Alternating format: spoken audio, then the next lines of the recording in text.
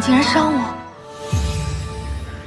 想不到你这么快就找到了我的藏身之地，小上古果然长大，连能耐也大。天启，你在哪儿？你快出来！都什么时候了，你还这么没正形？今天你必须要同我说清楚。盗走天地30，私吞主神令宇，率领妖族叛出神界，你究竟要做什么？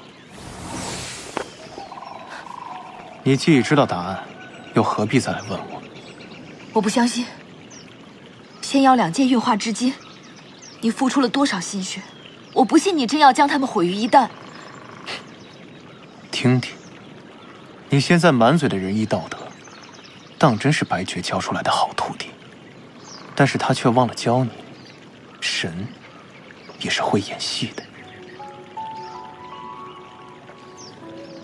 你以为你在我心中很重，重到动动嘴皮子便能让我放弃一切？上古，莫不是主神之位坐久了，让你冲昏了头？你还是个奶娃娃的时候，本尊便已经号令诸神，我不过是陪你演了一场万年有功的戏码，你竟然还当了真。人的眼睛是不会骗人的，你若是想当这主神，我让给你便可，你不必如此。天真！我本就是一介妖神，就算你想让，诸神又岂会答应？只有筑起灭世阵法，吸收下界混沌灵气入体，方能成为这古往今来最强大的混沌主神，名正言顺的成为万物主宰。我今天既然来了，就要把你带回去，不能让你一错再错。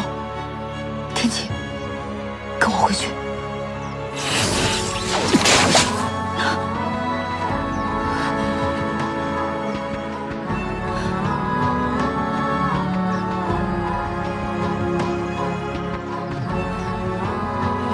你竟然伤我！